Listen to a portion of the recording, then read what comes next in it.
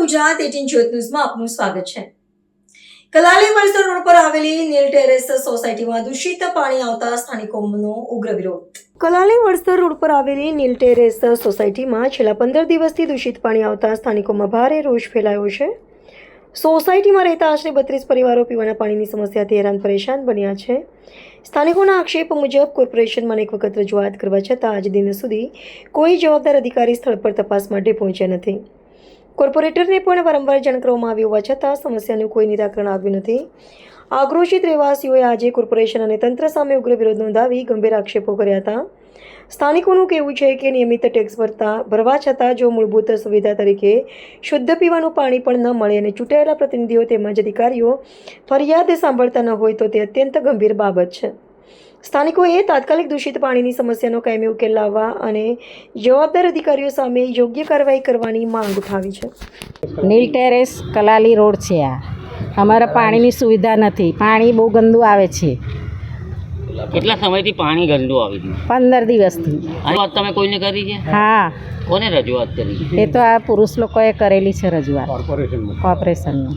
અહીંયા કોઈ સ્થાનિક કોર્પોરેટરને કેવું રજૂઆત કરી છે? એ તો એ બધી નથી કરી। શું નામ છે આપણું? Ratanben. Neel terrace society Vadsar road Delhi public સ્કૂલની બાજુમાં આવેલી છે। આ સોસાયટી બહુ જૂની છે, મિનિમમ 25-26 વર્ષ થઈ ગયા। પ્રથમ જ આ સોસાયટી આ રોડ પર બનેલી ત્યારે આ કોર્પોરેશન પાણીની લાઈન નાખેલી। એ લાઈન બહુ જૂની છે અને વારંવાર તૂટી જાય છે, જેના કારણે ખરાબ બહુ દુર્ગંધ મારતું પાણી આવે સોસાયટીની અંદર।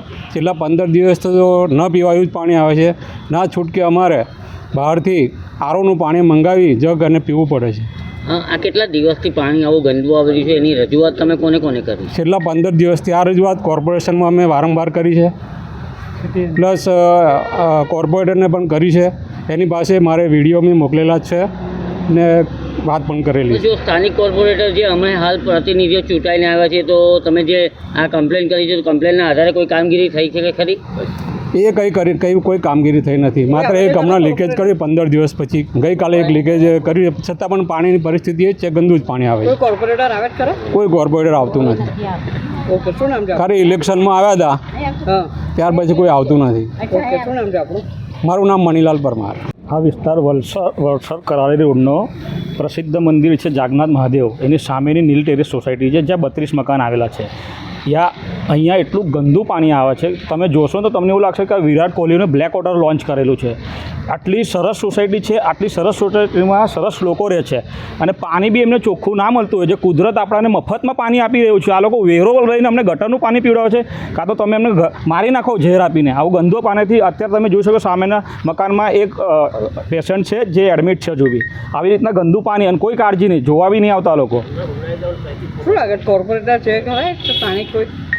કોર્પોરેટર છે પણ કેવું ગ્રાઉન્ડ લેવલ પર નથી, જે ગ્રાઉન્ડ લેવલ પર હોવા જોઈએ એ નથી। એ એમની એક જ છે કે ભાઈ અમારે કંઈથી ફંડિંગ કરવાનું છે, કંઈથી શું કરવાનું છે, બસ એ વસ્તુ પર ધ્યાન આપી રહ્યા છે। બાકી આ નાની સોસાયટીનો એમનાથી પ્રશ્ન ના સોલ્વ થતો હોય। બહાર તમે જોયું રોડ તૂટી ગયેલો, રોડમાંથી ચોખ્ખું પાણી નીકળે છે અને ઘરમાં ગંદુ પાણી આવે છે।